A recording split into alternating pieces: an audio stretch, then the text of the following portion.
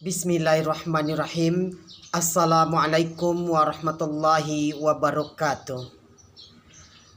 Tahu bergaul sesama besar, tahu hormat pada yang tua, tahu sayang pada yang muda, tahu kasih sama sebaya, tahu pula jalan mendaki, tahu pula jalan mendatar, tahu pula jalan menurun. Itulah adat yang kita pakai. Buruk orang jangan dicari, malu orang jangan disingkap, aib orang jangan dibuka, kurang orang jangan dijajakan. Berbaik-baik sesama umat, berpatut-patut sesama makhluk. Musuh jangan dicari-cari, kalau datang pantang dielakkan. Encik-encik, puan-puan dan tuan-tuan, kembali kita bersua dalam majlis literasi budaya Melayu yang mana pada hari ini kita masih meneruskan bacaan kita, iaitu membaca sebuah buku yang berjudul Tunjuk Ajar Melayu dalam pantun, gurindam, seloka, syair dan ungkapan. Adapun buku ini dikubah langsung oleh Datuk Haji Tenas Effendi, dan pada hari ini kita telah pun masuk pada bab yang ke-6, iaitu tunjuk ajar dalam ungkapan, iaitu pada bahagian yang kelima, iaitu tentang petuah amanah orang tua-tua. Berikut ini adalah ringkasannya. Dalam berbagai bidang untuk anak kemenakan, Tunjuk Ajar Melayu memberikan petuah amanah untuk anak kemenakannya secara umum. Dalam berbagai-bagai kehidupan, tunjuk ajar ini banyak persamaannya dengan yang sudah diuraikan. Namun, petuah amanah ini disampaikan lagi untuk melihat sejauh mana orang Melayu berusaha memberikan tunjuk ajarnya, baik secara khusus maupun secara umum. Dengan demikian, yang dimaklumi bahawa orang Melayu senantiasa mengingatkan anak kemenakannya agar senantiasa menghayati dan mengamalkan nilai-nilai asas adat dan budaya Melayu, supaya mereka dapat mencapai kebahagiaan dan kesejahteraan lahir dan batin. Di antara petuah amanah itu adalah: bodoh jangan malu berguru, sesat jangan malu bertanya,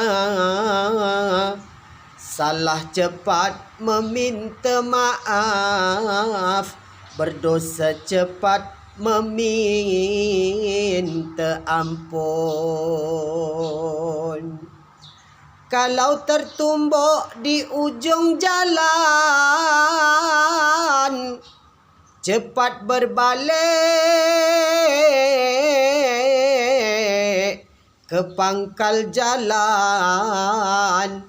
Kalau terdorong kaki melangkah, cepatlah balik melangkah terus.